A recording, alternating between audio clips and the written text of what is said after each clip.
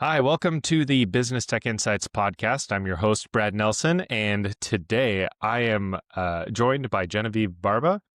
And can you introduce yourself for us, please? Yeah, I'm Genevieve Barba. I'm a HR professional, currently senior HR business partner, but I've been in HR for about 10 years. And I know Brad because we used to work together. Yeah. And what company do you work for?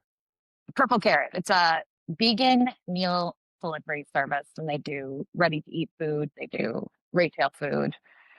Um, yeah, all vegan. Very cool. Is it mostly like in stores or is it something that gets delivered to your house or?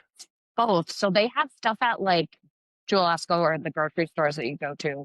Um, and they do delivery like Blue Apron style kind of stuff. So Mhm. they have like meals that we prepare and they have like ready to eat meals. Like their best one is these breakfast burritos with like chorizo and eggs, and they're so good. And you like put them in the air fryer, and they have ready to eat and they have grocery too. So it's nice. I feel like since I started, I've tried almost everything. It's all really good. Nice. Now when you, I'm just curious. When you say chorizo and eggs, Yeah. what is it actually made of? Like soy Um, or? yeah, I don't know. It's vegan. I think it's made of like I don't know. I don't want to butcher it, and I feel like I hope none of my coworkers see this because I don't know. I feel like I should know. Well, I mean, you're Yeah, not in product development or anything, so yeah, I think you get a pass. yeah. And I've only been there a couple months, so Oh, okay. I Very started new. in yeah, it started the end of September.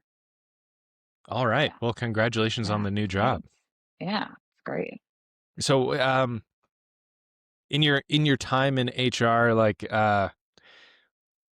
what kind of experience have you had that have led you to where you are now, where you're like senior HR person? Yeah, I feel like I started as just like kind of bottom of the barrel, like an office admin, um, and then realized that like HR was a path. Like I kind of knew what HR was, but I only knew really from like the office as like a bad, like Toby as like not a great HR person.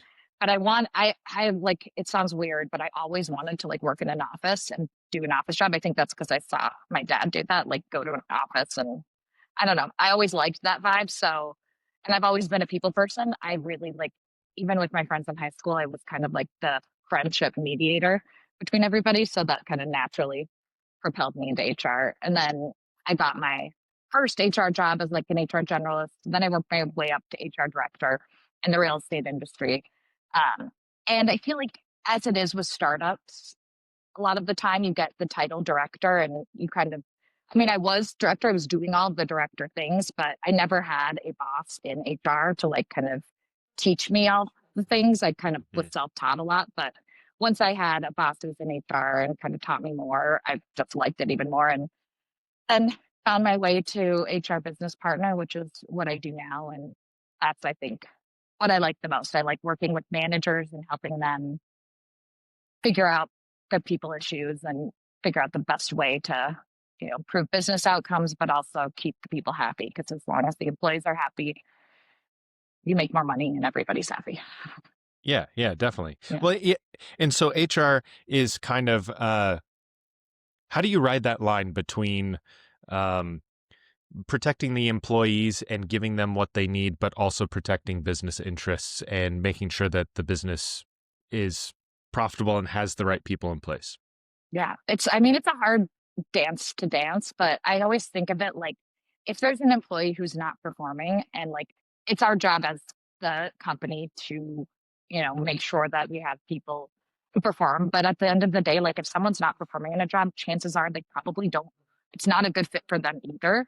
So it's like I think of it as we want people who want to be here and like it's a mutual relationship, like so it's we want to protect the company, but at the same time, I feel like it's kind of a partnership in a way. Like, if employees who want to be there and enjoy what they do a good job, and then the company wins. And if an employee doesn't really like what they don't really like the company that they're at, they're probably not going to do a great job. And then in turn, it's just not going to be a good fit for the company either. So I feel like there are instances where you have to actually protect the company, like if there's could be a lawsuit or something, and then that just opens a whole other can of worms. But I feel like at the base of it, I see it as kind of a mutual relationship where it's like I don't want to be I don't like the perception that I'm only here to protect the company, because I also think about the employee too, because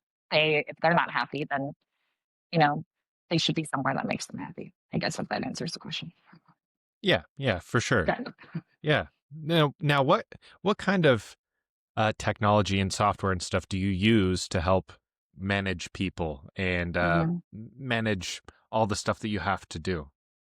Big thing is HRIS. That's like everything that HR people like live and breathe by. Is we use UKG. That's company I'd use Paycor, like um, Hmm. Workday, those kinds of softwares, and those help because those keep all of our documentation. So like you could have documentation on a hard drive or on a cloud.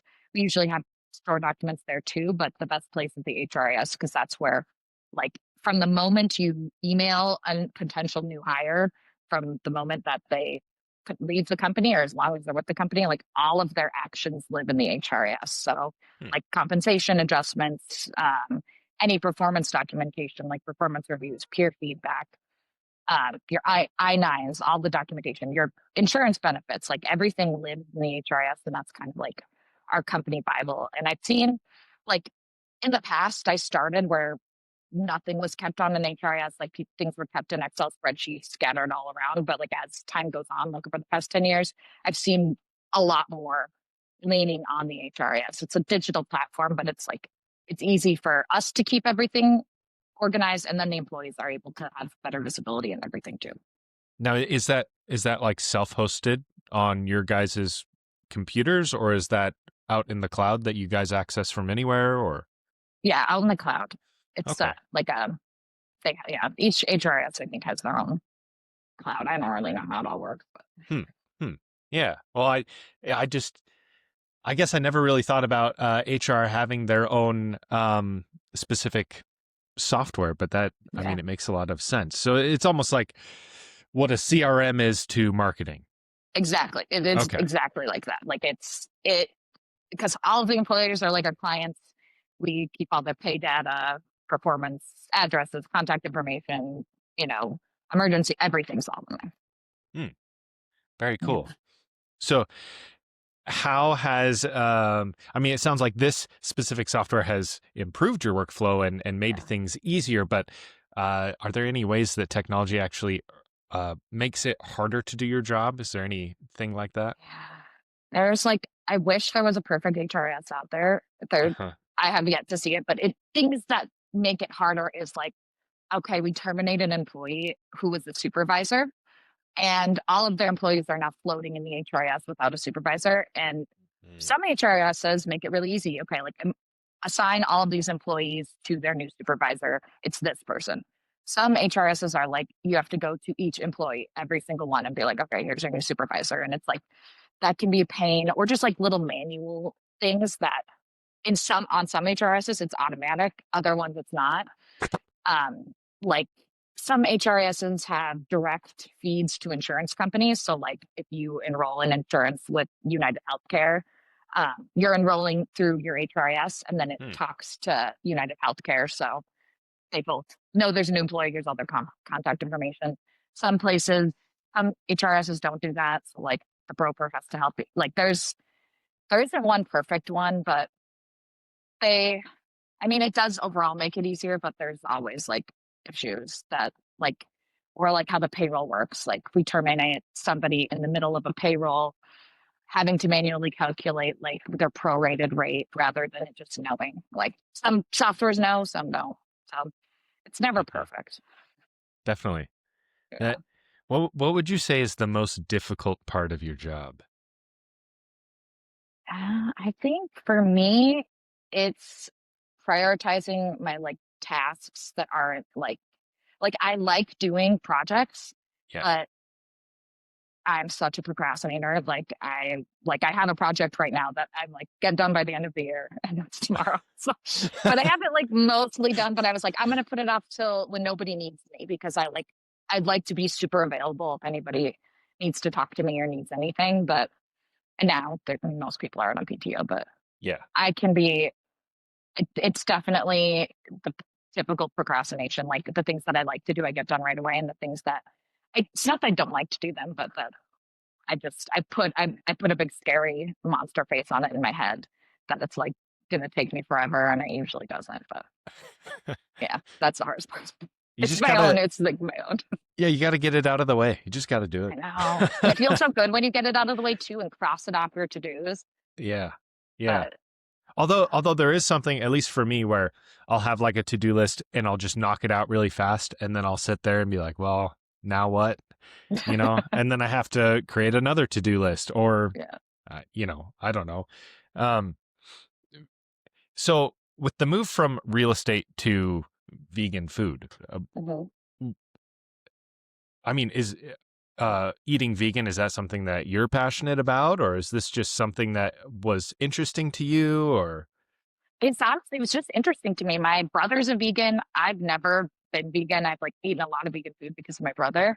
Mhm. Um, and but trying the food and getting a chance to meet the people, like I think the coolest thing is getting a chance to meet the people who make the food and who develop the recipes, and Hmm. to see how much they care about making good food that people really like, and being able to work with the developers who create the software and the like the brand people who put together these great brand books and social media campaigns and all of these things to get people to eat the food, and like knowing that it is actually good. Like I feel like when I was a Blue Apron customer, um, I didn't, and I don't know if people feel that. Like I just didn't feel like I knew who was making the food.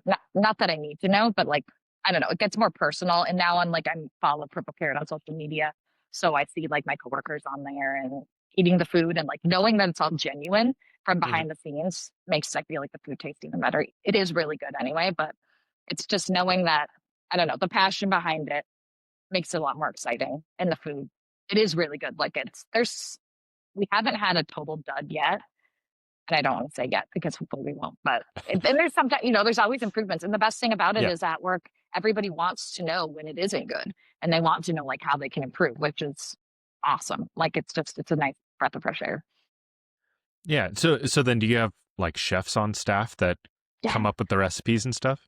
yeah. We have like one head chef, and then she has a couple recipe developers and like a kind of manager of the recipe developers, um, and they all just make a really good food. And they come up with really unique things, and it's all really Hmm. well seasoned. And I've been there when they've like when the chefs are making it too, and it's I don't know, they get excited.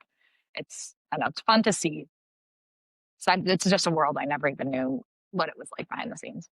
Yeah. Yeah. How many people do you think that work at the company are vegan? I think there's like a good number. I'd say probably like 30%, 40% maybe. That could Okay. be Okay. I could be stretching there. Yeah. I know at least 90% of people get the food. Hmm. Even if they're not Hmm. vegan, they order the boxes. I could be stretching Sure. that number too, but yeah, Sure. Well, I mean, there's a difference between, eating a vegan meal and of being being a vegan. vegan. Yeah. Yeah. I'd say people that I see every day, because we have an office in Massachusetts and one here, I think there's at least 4 or 5 vegans that I work with on a day-to-day basis out of like Hmm. 20 that are in Chicago. Hmm. Okay. Yeah. Very cool. And is Yeah. everybody based in Chicago, or do you have some remote workers too? We have some remote workers too. So we're in Chicago and Massachusetts, and then we have team members who are remote too. We have I think our biggest population is in Chicago right now. Okay. Well, what kind of challenges do you face working with people who are outside of Chicago or outside of the state of Illinois and stuff like that? I'm sure that there's certain hurdles you have to jump through for Yeah. remote workers.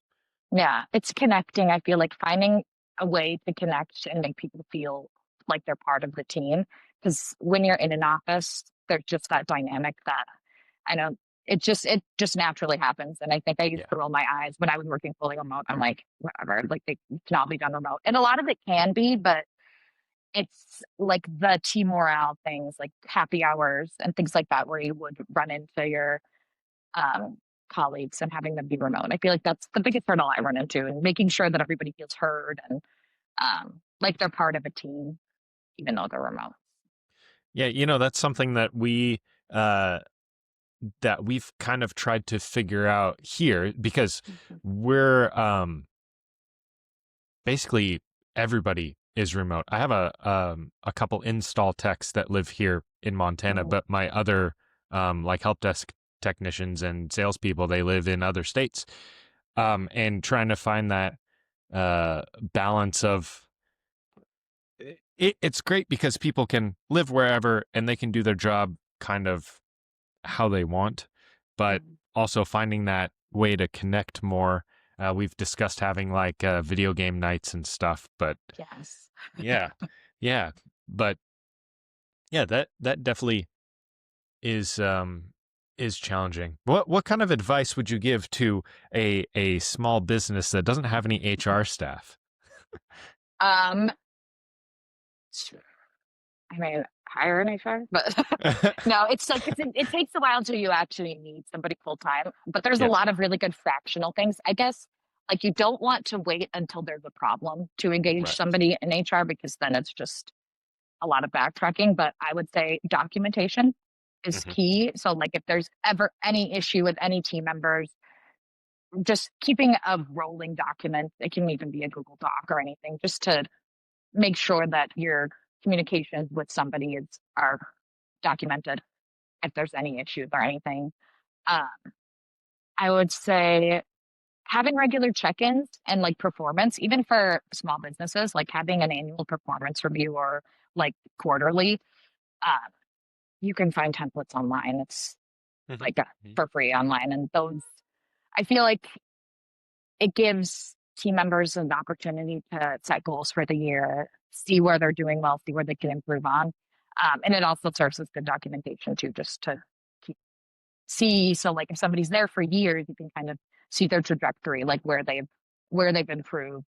Everybody likes looking at data. It's like a Spotify Wrapped kind of Yeah. situation, but for your work life. Um, that's big. And just asking people how they're doing, just human to human. I feel like Hmm. that goes a long way. You can kind of sometimes uncover things that you wouldn't if just by saying like, how's life outside of work? And then you kind of build a rapport where it feels a little bit more comfortable.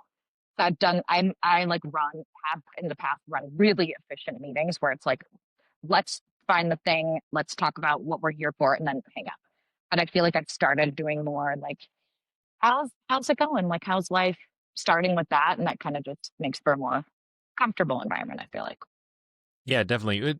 We do that sort of thing. I Mhm. mean, I like running very efficient meetings too, where we have, 30 minutes scheduled, but the meeting is over in 10 minutes because Yes. we've discussed everything we need to. But then we also have I have one-on-ones with everybody, and that's just their time to say whatever, work related or not, and air anything. And sometimes sometimes they don't want the full 30 minutes, and they're just like, yeah, everything's good, and I'd rather just go back to work, and Mhm. I let them have the time back. And then other people just completely fill the entire time about what's happening in their life and all sorts of stuff. So I think it's very beneficial. I think that also helps with the connection, especially over long distances. But Definitely. yeah, that's something that we did at Amazon when I worked there, Mhm. that I really appreciated when I was having uh, I'd have a one-on-one with my manager, and then all of my engineers and stuff would have one-on-ones with me, and it Mhm. just felt like it kind of brought everybody together and let people talk about things that they were unsure about, or whatever, or want a clarification on, and I think it's good overall. Yeah. I love one-on-ones. Yeah. So, uh, I'm just curious about some of the vegan stuff too. Please What ask. what so for me personally, I'm not a vegan. I like to eat meat and cheese and stuff. I don't understand why do vegans and vegan food companies try to imitate meat and animal products. Like, there's always um uh like you were talking about in the burritos, there's chorizo and eggs. why not just make a burrito and be like, hey, this is a tofu burrito and it Mhm. doesn't have any meat or eggs? Like, why do you have to try and imitate meat and eggs instead of just being like, yeah, there's no meat and eggs in this and it's still delicious? I think it's because like those foods are good, right? Like Mm-hmm. chorizo is good and eggs are good. And I feel like we Yeah. don't want to sacrifice the taste and having it like it's like a healthier version of what you normally would eat, I guess. And we do have like a lot of the vegetables, and like that's the key like goal at Purple Carrot is eat more vegetables. Mm-hmm. But I feel like it's the main goal is to not sacrifice what some people are used to, making it more approachable for new people who are maybe vegan curious or like want to maybe eat a little bit healthier, especially going into the new year. Like maybe trying something that like I know what a chorizo burrito is like, so maybe this will it probably won't taste exactly the same, but Yeah. um, it's good. And I think a lot of vegans like I mean, most of them weren't always vegan, so they know the foods that they liked, and maybe they wanted to become vegan because of their feelings towards animals or energy conservation or uh, could be health or like a myriad of things. And Mm-hmm. I think they don't want to give up the foods that they love, but they want to have a healthier version. That's kind of the way I see it. At least like when I eat it, I kind of think of it that way. Hmm. Okay. And do you think is the company? I know Purple Carrot, like you said, their whole thing is eat more vegetables. Is their aim to create more vegans, or is it to just encourage people to eat more vegetables in general, regardless of Hmm. what else they eat? And what is it more because they believe that it is a healthier way to eat, or is it because of environmental factors, or because of cruelty to animals, or Hmm. what I is the feel reason? I think everybody has their own personal reasons as to why they're vegan. I think at our company, it's to eat more vegetables, regardless of like if you're vegan or not. Like have a healthy alternative, Hmm. um, or just to eat healthier and feel better. Like there's all sorts of documentaries out there of like how being vegan or eating more vegetables can help your health and long term longevity and having more fiber in your diet or protein, even if it's not animal protein. Um, I think their main vision is eating more vegetables in general, whether you're vegan or not. I think, and they want to reach. I think the customers that they want to reach are people who are already vegan and looking for a way to make their lives easier. Like kind of how people who order Blue Apron, they just want to have all of the things sent to them in order to make a meal, and they make it. So it's finding vegans or like I be people who are vegan curious or vegetarian or looking for something new and different. um, but I don't think we don't have one total North Star besides the eating more vegetables in general, not pigeonholing. I think each person at the company who is vegan, they have their own reasons to like what motivates them, and we kind of try to encompass them all. Sure, sure. Yeah. Hmm. Yeah, I've heard all sorts of different reasons myself, and so yeah, I have a friend who's vegan. He's a very unique case. He's vegan um, because red meat like messes with his guts. I Hmm. don't know if he's allergic to it or something, but he absolutely loves cheeseburgers and steak. And so like once a year whatever he'll have a cheeseburger, but it messes him up. Otherwise he eats vegan, and that's the only way that he's been able to combat his health problems. Hmm. Um I don't know.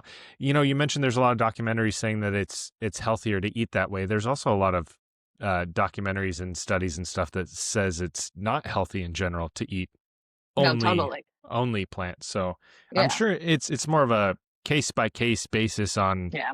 on your personal health and that sort of thing as well, and Exactly. your body composition. No, totally. And then there's so many different ways to eat and different like data points that people look at. Like Hmm. if you eat like only raw meat. I don't know. I'm just making this up. Like there's probably data to support that that's even better. But there's data to support any theory you might have. But I think, I mean, I love meat and I love Hmm. cheese too. It's some things I don't think I could ever give up. Um, But I do like some of the alternatives. Like we had this stuff called Rebel cheese that we sell in the grocery section for work, Mm-hmm. and Mm-hmm. it is honestly insane how it literally tastes like real cheese. Like the brie, like I think of vegan cheese as like a tofu that's flavored like cheese. I don't know how they even make this stuff, or like their cream cheese too. I mean, it's not real cheese, but it tastes pretty good. And then I mean, I don't feel as bloated after I eat it, but I mean, nothing can beat the real thing, though. I mean, I won't for Well, me personally. yeah, I think yeah. some people they're fine with it, but there's some cool options out there. Mm-hmm. Mm-hmm. Well, and I mean, vegetables are great too. Yeah. We had an awesome garden this year. I had more plums than I knew what to do with, more habanero peppers than I knew what to do with. We had a ton of peas and a ton of pinto beans too. Yeah. Um, yeah. Are you able to like grow a garden and stuff there in Chicago? I would have loved to. I cannot wait till we have a house. Like we're saving up for one now, probably in the next year or two. But I could probably do like a little herb garden on our like back porch, but there's not Mm-hmm. much sun, and I'm sometimes forget to water the plants that I do have. But whenever I do have a house, I would love to have like a robust garden. Like we had gardens growing up, and it's so satisfying to grow your own food and eat it. Oh, it is. I mean, like that's something I think it's part of living in Montana too, and we're Mhm. kind of rural and like you just have to be a little more self-sufficient here Mhm. than like where I grew up in Walla Walla, Washington. Uh, Mhm. and probably more so in Chicago because like Mhm. our nearest Walmart is an hour and a half away. Wow. Our nearest Costco is an hour and a half away. We have a Rosar's grocery store and we have access to certain things, but yeah, we're just very rural, and so there's something very satisfying, at least to me, about like growing your own fruits and vegetables. And I something about like I love tomatoes. A homegrown tomato is always better than one that you buy at the store, at least in my Totally. experience. Always. Yeah. And then like, we brew our own alcohol. I made plum wine because we had You're plums coming so out our cool. ears. Oh, thank you. This is awesome. uh uh I go hunting. I'm not a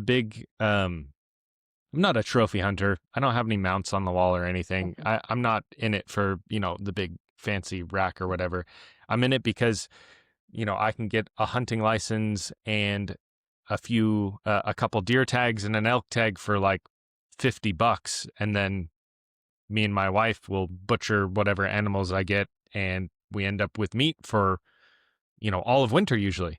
Yeah. So it's, and there's something very satisfying about that too. And maybe some of the vegans at the Purple Carrot, I would assume, and I don't know them, but I would assume Mhm. that one of their problems is with meat and animal products is all the factory farming and how terrible it Mhm. is to the animals. And Mhm. um, that's something as a hunter, I also feel as though I am being more ethical with meat because I am ending the life of an innocent animal, but I'm doing it quickly. And they lived Mhm. a good life up until that point. They weren't in some factory farm, Yeah. shoulder to shoulder with other animals in their own waste and all that awful stuff. And then also um, having that connection with understanding where your food comes from, I think is really important.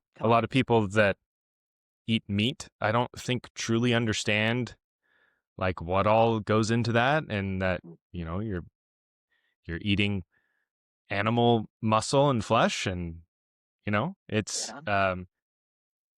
I don't know. I guess all I'm trying to say is being a hunter, I have more respect for animals and for meat and all that sort of stuff. Um, but yeah, I kind Totally. of rambled there, but No, you're spot on though. yeah, yeah. No, do you think with the vegans that you interact with, do you think that they are mostly in favor of things like hunting, or mostly not in favor? I'll speak for my brother because he's the vegan I'm closest to, and I Okay, don't know for sure for about my coworkers. sure. And I would hate to be like they love hunt. Like I don't want to speak them, but my brother, who's like he's very much he's kind of like you in a way where he really likes to like live off the land, and that's kind of his vibe. I think he used to be more anti-hunting, Mm. but I think as he's gotten older, it's more of are they showing respect to the animal, whether it, lives or dies? I think he would probably prefer that nobody kills animals ever, but that's just not the world we live in. And, you can't change everybody's mind. I think his philosophy is he himself won't kill or eat animals, and that's enough for him. And Yeah. everybody else, it's their own journey and their own life. But I think he thinks of it more as his personal decision, and like everybody else can do their own. Like he wouldn't kill an animal, but I think if he had to choose a way for an animal to die, it would definitely be the more ethical way rather than in a factory farm and have it in those horrible conditions because those are just sad. But Hmm. I think that's the way he would see it. I hope if he ever watches this and he's like, "What the hell, Jen?" Like, I hate it. Like, what do you think about? Sorry, I just dropped something. What do Oh, you think about vegan food? Have you ever eaten any vegan food? oh yeah. I mean, well, I will say, like I kind of mentioned earlier, I don't understand the whole, trying to be meat or trying to be eggs or trying to Uh-huh. be cheese. Because I think like vegetables and stuff are delicious on their own. Why do you Uh-huh. have to make them try to taste like meat? And most of the time, at least for me, when I've had imitation meat, like, Impossible Burgers or Uh-huh. stuff like that, they just aren't as good. They're just, Yeah. they don't even come close. But you know what is good is a nice salad, or Uh-huh. just like a wrap made with a tortilla and just fresh vegetables from the garden. Like Uh-huh. that's vegan without trying to be something it's not? Uh-huh. So, yeah, I mean, like I said, I love vegetables. I'd probably be a vegetarian, except that I love meat. So, uh, yeah, I don't have any problem with vegans or vegan food or anything. I Yeah. just, yeah, I don't, again, I don't understand the whole trying to be something it's not. I Yeah. think it's just fine by itself. Why does it have to try to be something else? Um, Totally. yeah, I, I'm sure it could. If I think talk to me in a year after I've been with this company, maybe I could come back with a really good argument for it. yeah, That's the one I am now. But yeah. yeah, yeah, yeah. And I mean, like, I understand there's a lot of arguments I've heard, as far as ethical arguments Mhm. for veganism. Um, And I agree with a lot of it, like the factory farming, I think is awful. Mhm. It's Yeah. awful. It's disrespectful to the animals. They live in Mhm. terrible conditions. But my answer is support your local farmer. Yes, Not, definitely. yeah, as much as you can.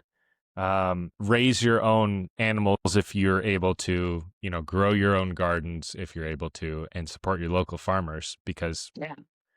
most of the time, I mean, like the local farms around here, all the cows and chickens are outside all the time, living their best Mhm. life. And then, yeah, they get slaughtered and made into packaged meat for people to eat, but they lived a good life up until that point. Yeah. I come from a long line of farmers on my mom's side. So I have a lot of respect for farmers, especially just it's such a interesting kind of job because you're growing and nurturing ways to feed your fellow humans. I don't know. There's just Hmm. something so I feel like humble and like special about that because Hmm. it's especially when it's uh, I don't know here in America where I don't want to get political or anything, but when you know that the like what you said, like when the cow that you're eating was lived right down the street from where you are. that Yeah. kind of thing. I don't think that's political, but you never know. No, I don't think so. Not at all. I think that as humans, we need to be good stewards of the earth and good stewards of everything we have here on earth. And that includes being respectful to plants and animals and not trashing the environment and not, uh, putting animals in little tiny cages and Mm-hmm. feeding them hormones until their legs break type of thing.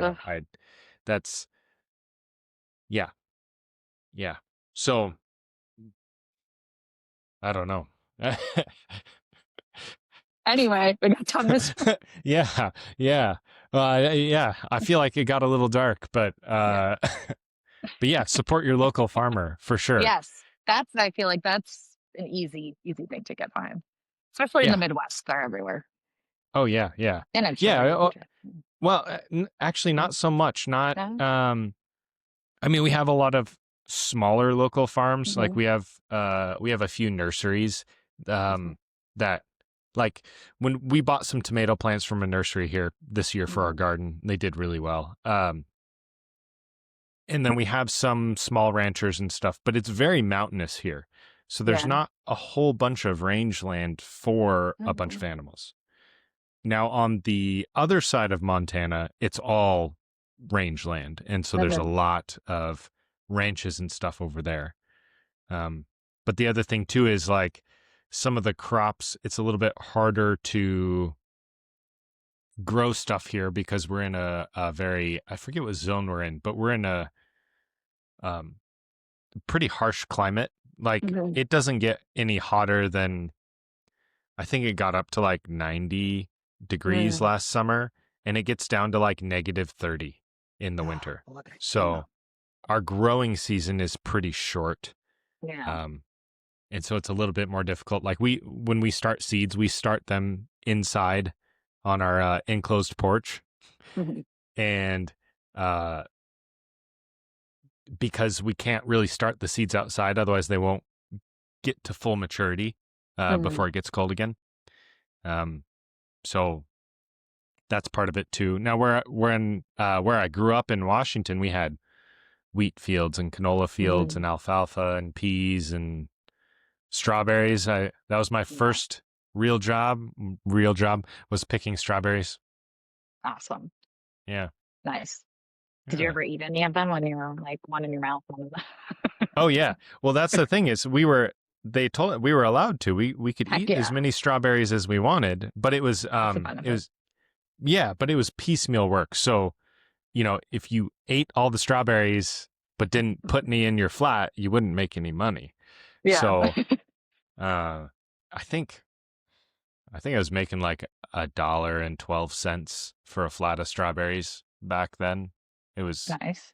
Yeah, it was it was not very Not much. too And bad. well, no, except when you consider that I averaged like 8 flats a day. So I was making like $10 a day. But no, but it was I ate so many strawberries that I got sick of them. Yeah. And I didn't really want any strawberry anything for a while. I can imagine. It was great at first and then not so much. Guess if you eat too much of anything, it can turn on you. Yeah, definitely. So, now your title, senior people and business partner, are you actually like vested in the business then, or? No, it's a title. I partner with like the supervisors and the leaders of the company. I know it sounds a little bit more fancy than it is because I told one of my friends, she's like, "You're a partner," and I'm like, "No, but like, like not in that way." But I like partner with. It's a title that a lot of companies use for people who HR people who primary role is to partner with the leaders and kind of help them along their employment journey with all of their teams. So like anytime, like I see myself as a partner to all the directors and supervisors in the company. Okay. Yeah. Nope.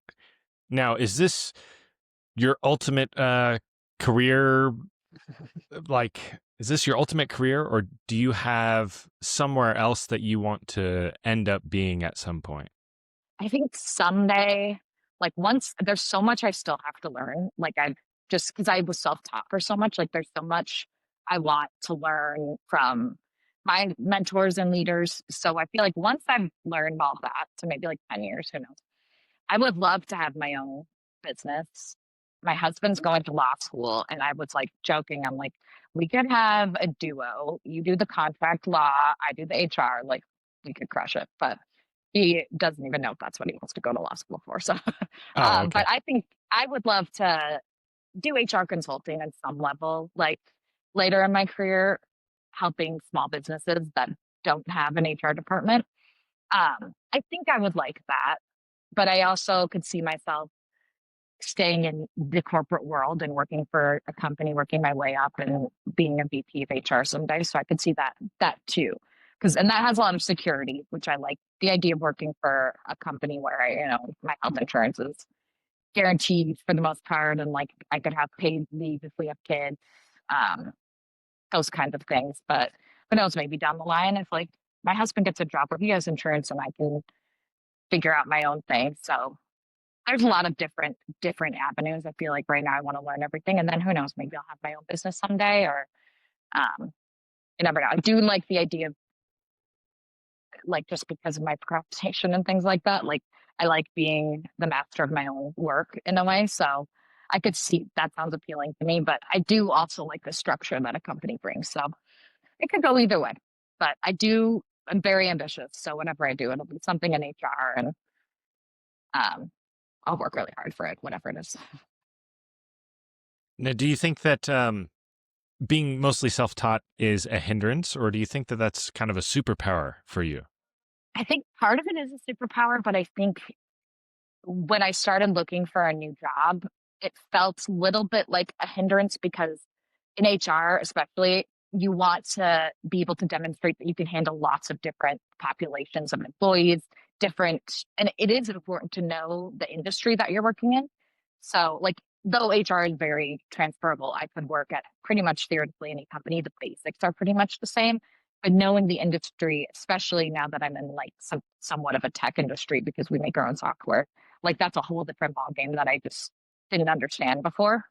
Um, so it's nice to learn it, but I feel like some of the self-taught things is a superpower where it's like I'm very much a self-starter. Like my boss could tell me to do a project and I can figure. She doesn't really have to give me too many directions. I can figure it out on my own. So I've known how to figure it out on my own for so long. So that in that way, it's really good. But I feel like not having kind of a mentor for most of my career, it's been tough. But I feel like I've met a lot of really great people who've taken chances on me and given me opportunities where I think my self starterness helped me get those opportunities, and having these experiences have kind of helped me in different ways than I wouldn't expect. But I think I don't have any regrets. I wouldn't do it all over again any differently. But Hmm. um, I think it all worked out the way it's supposed to, though. And I think my superpower does lend a hand to what I do today. Nice, nice. Now you mentioned software. So how does a food company make software, and what does the software do? So it's their whole website and like the ordering platform. So they used to Oh, outsource it, I think. So they do like it's not like a huge tech team like you'd have at Amazon or anything like that, but it's they make the app, the website, the interfaces, and all of those things. So they work with the marketing team for the look and design of it all, but then they in the behind the scenes they do all the coding and data and analytics and software engineering, all of that fun stuff that I'm still kind of learning what all it is. But I do like working with all the software engineers in those teams because I feel like I'm kind of a nerd, so I feel like we have a nerd kinship there. good. Yeah, Good. You're able to nerd out a little bit. yeah, a little bit. I feel like I understand them. I feel like I think in one of my interviews I talked to the VP of technology about video games, where I was like, okay, I'm going to put right in here. So, Very good. Very yeah. good. Well, what video games have you been playing recently, or have So you? I said this because when I was laid off, I played a lot of video games. My game Yeah. of the year this year was Assassin's Creed Odyssey, which is an old game. But I Mm-hmm. played that one and I played Assassin's Creed Origins this year. I just love history games. I love them so much. Um, my husband played what was it called? Dispatch, which is like Aaron Paul did the voice for the main character in it, and it was really cool. It's like kind of a story game. Like there's a game part of it, but it's also kind of like a comic book that you watch, and it's like a video in a way, a video game, but it's like an animation, and you make decisions, and your decisions Oh, affect the outcomes. Um, like a which I choose your really own like. adventure Yeah, type. Okay. which I really liked watching him play. That one was really fun. Hmm. Um, he played The Last of Us Part Two because we are into the show. So we watched all that, and oh my gosh, that game is. I don't like playing that because I don't like the sneaky stuff. I'm way too impatient for that, but it was fun Ah, watching him do it. Uh, what other games? I think those are. I did play 2 Point. I think it's called 2 Point Museum. It's like you're a museum curator, and it's like kind of a sim game like that. And I loved that game. that sounds kind of fun, actually. Yeah, it is fun, and it's like a British developer, so it has like some of that British humor in it. That's just like so sarcastic and rude, but in a funny way. Yeah, that's awesome. So Yeah. then, Are you playing? well, Sorry, you can. oh, no. I mean, I don't have a whole ton of time for video Yeah, games right now, your but dad too now. yeah. So yeah, the family and work and all that. But my wife and I, we got ourselves a Mario Party for the Switch for Christmas. So we've been playing that, and my in-laws were just here the past couple days, and so we were playing with them, and that was a Oh ton of my god, fun. Yeah, I that's fun. that is That's so just fun. yeah, it's just a fun game. But been playing I don't know. I always end up going back to like Counter-Strike and Age of Mhm. Empires and stuff. If your husband likes sneaky games though, do you know, has he played any of the Splinter Cell games? I don't know. I'll have to ask him. Jeff, have you played Splinter Cell game?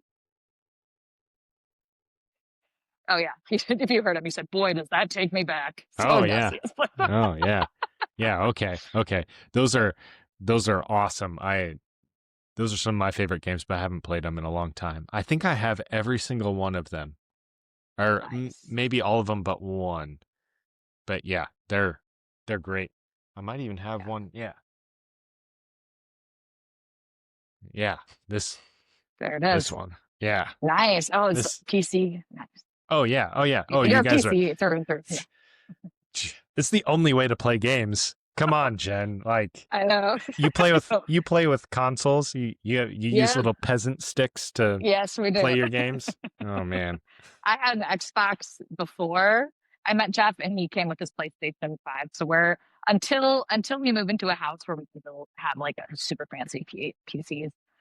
Yeah, we're gonna live the console life. But I wanted to ask though, what's your go-to character in Mario Party? Like, Oh, who do you? Luigi. If you were gonna say Waluigi, that's who Jeff usually is, and I hate Waluigi. Oh, Worse, why but do you Luigi is great. hate Waluigi? He's a villain, and his I hate his stupid noises he makes. And maybe I just don't like him because he always wins when I play against Jeff. So Oh, um, I see. I'm usually Toad or Yoshi or Princess Peach. Okay. Okay. Yeah, very good. I my wife usually plays as Rosalina. Rosalie, she's great too. Yeah. Yeah. That's it's a fun game. I like that one. I guess that is a console game. I will say Yeah. that's an okay console game. I also still have a Nintendo 64 that I play Oh, occasionally. that's Yeah. what's your go-to game on Uh it's well, it depends. If I'm playing by myself, there? Mhm. it's usually Tony Hawk's Pro Skater. That's an iconic game. Yeah. Yeah, I have Iconic to- soundtrack. Oh yeah. Oh yeah.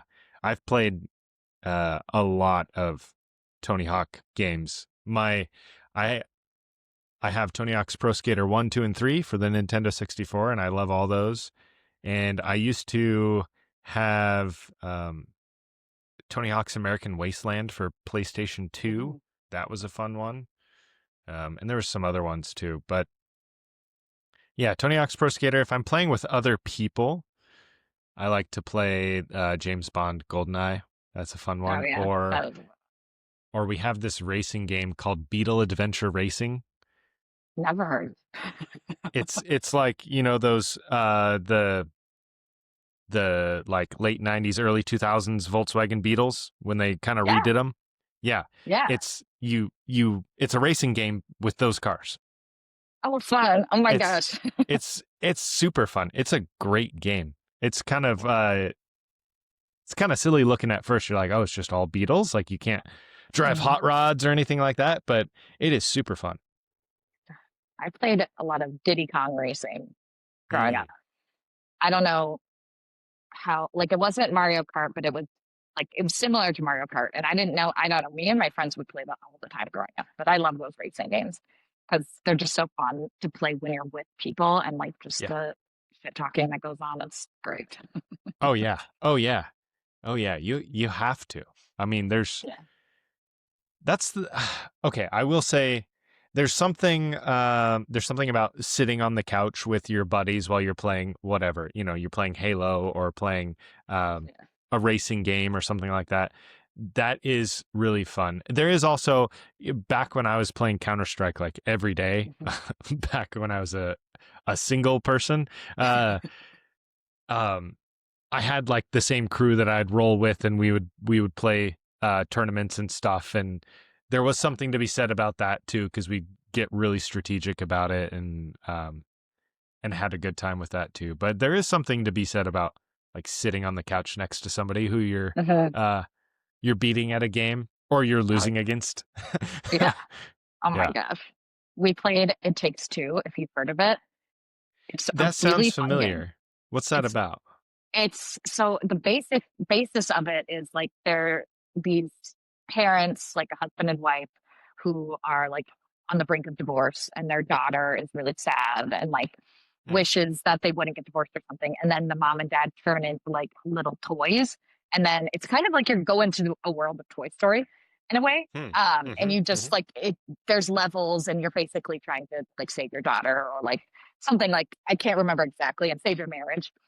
hmm. um and it's really fun to play because it's just like it's fun. Jeff and I played it together, and the stakes aren't too high, so like I would die every 10 seconds, and like it just got really fun. And then there's like little fun things you can do when you're in the game, like go on like a little carousel or something, like while you go through these levels, and each character has like a little like special ability every level, and like you have to use your special abilities to get through the maze of the world. And one of them is really fun. It's like a throwback to like 90s toys and early 2000s toys, which feels like it's so fun. It was like one of the first games we played together, and um, it made our relationship stronger. And, you know, the fights that we got into, I feel like was necessary before we got married. Good, good. Speaking of like a throwback to the 90s and stuff, we got our 3-year-old a digital camera for Christmas. Oh, heck yeah. Yeah, and like an older, from 2002 or Yeah. something. Um, because she has a toy camera, that doesn't actually take pictures, and she's always trying to take pictures, and Oh, she always likes to look at pictures on our phones and stuff. And so we got her a digital camera, and oh, is there something about it? She was like taking pictures and looking at the pictures. There's something very nostalgic about it. It's like, this yeah. looks like a photo that would have been taken like when I was her age. Yeah. Is something about how that camera captures. I don't Yeah. know. There's something about it. Kind of like when you see old photos, old photo prints that were taken with Yeah. a film camera. Um, yeah, it was super cool. I, I I don't love that. know. I don't know what it was, but it definitely took me back to some good old She's going to times. be a little photographer. I love that. Oh yeah, Yeah. the digital camera would come out with us every weekend when in college. Like the digital camera was in the purse with the cell phone that took pictures that looked like a TI-89 calculator took them. Yeah. Yeah. And the amount of pictures that I had, just like, and the best part was after uploading them all and like figuring out which ones you're going to post or just post them all. Like On MySpace? Yeah, on MySpace or yeah, definitely on MySpace. Yeah, those were the days. You definitely had like a black and pink theme with like Fallout Boy playing or something. Oh, spot on. And I had a picture that was probably just my face, like this. Yeah. At my Oh, bachelorette party, we had like my a couple of my emo selfies on koozies. It was really funny. It was an emo themed bachelorette party. It was everything I wanted it to be. oh wow. That's awesome. I know you understand. We come from similar backgrounds, and that's Yes, yes. Definitely. so good. Now, do you think emo is dead? No, it's like I think it's having a resurgence. Like the We Were Young festival, which I mean, I don't know if I'll ever get a chance to go to. It's just in Vegas and it's a whole thing, so expensive. But that's pretty hot right now. And I went to see my favorite band, Jack's Mannequin from those days, who he still tours and Andrew McMahon, still one of my favorite. But he played his biggest show this year ever, which is crazy because it was like a reunion tour. So like to be expected, you'll have more people. Hmm. But Hmm. I think now that all of us emos are like out of our 20s and we're in our 30s and maybe we have a little bit more disposable income before we have kids, or if we do have kids, maybe we just have one at this point or two. So, or like that's mom and dad's night out. Like we saw, it was such a fun gathering and so many people. So I think emo's having a resurgence, but now it's probably like kids are looking at that like it's the oldies or something these days. But I don't know. Maybe. Maybe. I like the memes that are like, this is a photo of my grandma, and it's like the big hair, the dark eyeliner, like so and I love thinking of that Yeah. Yeah. like years from What's now. what's that? There's some part in Futurama too where Fry is listening to some rock and roll music or something, and Leela walks in and is like, "Why are you listening to classical music?" Something like that. Yeah. That's I so wonder if funny. it's That is I what's wonder if it's gonna be like that. Well, I think it okay, will be. what gets me is some of the young kids now, you'd tell them when you were born, they'd be like, "Oh, you were born in the 1900s, huh?" That is weird. I'm like, what? I'm like, Yeah. that was like 10 years ago. Like yeah, the 1900s thing, I've heard that and I'm like, well, I'm not ready for that. Like, I'm not ready Yeah. for that. Yeah, yeah. Well, I mean, that makes me think like, you know, well, that makes me think like thinking of people that were born in the 1800s. Yeah. It's like that was over 100 years ago. It makes me feel like I'm Yeah. over 100 years old or something. Yeah. I'm like, if it's the 1990s, not Yeah. that long ago. Like, Yeah. good Or time. it- so I have a 1986 pickup truck, Hmm. and that I use for work, for when we Hmm. do installs and stuff. And so it's got all, toolboxes and a ladder rack and all that kind of stuff. And it's a really nice, clean truck. But the other day I was filling it up, and guy at the pump next to me, he's like, "Wow, that's a really clean classic truck." And I said, "Oh, thank you." And I started thinking, I was like, "Classic? I mean, I guess it's kind of old, but it's not a classic." And then I realized that it's like 40 years old now. Oh my God. Now it is a classic. Because you think And now classic car it like is a classic. 1950s, Well, so but now that's it's what the 80s. when I think of a classic car, I think like 1950s or Yeah. 1960s maybe. But I looked it up. Anything over 25 years old is considered a classic vehicle. Wow. So I have a 1997 BMW, and that's considered a classic now too. You're a Or classic car yeah, collector. I guess so. I guess so. You know what? Pretty soon my wife's, 2015 Ford Explorer is going to be a classic. And yeah, No, like I maybe don't I'll know. keep hanging on to my 2012 Honda till it's classic. Yeah, yeah. And then It'll maybe last that long for it'll sure. be, But oh, if it's a Honda, yeah, yeah, they last forever. definitely. They Yeah. definitely do. That and Toyotas. Oh yeah. Yeah, yeah. Well, I think we're running up on time. Is there is there anything else you want to leave our audience with our scattered conversation about video games and veganism? Yeah. No, I think that's good. It was so fun to talk to you. Like so fun, random fun catching up. Um, yeah, I just saw your podcast with Nick and I watched it and I was like, that's so cool that you're doing all this. And I'll have to listen to more of your episodes, but I'm glad that coming on just to chat, I kind of scatterbrained. I hope I didn't say anything like that does anything, says anything wrong about the company I work for, because Purple Care is great. Oh, But I'm probably oh, just putting my foot in my mouth right now by just even saying that. But no, I don't think so. I mean, yeah, like, I don't know. It seems like a cool company with Yeah, a it's cool product. So yeah. I'm just yeah. being I'm being what is it, self-conscious. Well, That's funny. where can people find you, and where can people find Purple Carrot? Oh, LinkedIn for me, Genevieve Barba, and for Purple Carrot, purplecarrot.com. And they're actually have a big promotion going on right now where it's like $200 off your first couple boxes. So it's like a coupon you get on like 4 boxes, like $50 off or something. It adds up to $200. It's like it's probably the biggest promo that they have because it's like the Mhm. busiest time of year is the new year. Everybody wants to eat healthy, so food is good, and it's fast to eat. It's just like Blue Apron, but better, I think. Their grocery section is cool. They have a lot of really good snacks and stuff in there too. Very But cool. yeah, Very cool. Well, awesome. thank you for joining us, and thank you Yeah, all for those who are listening. You can find this yeah. podcast on YouTube and Spotify, and we'll see you in the next one.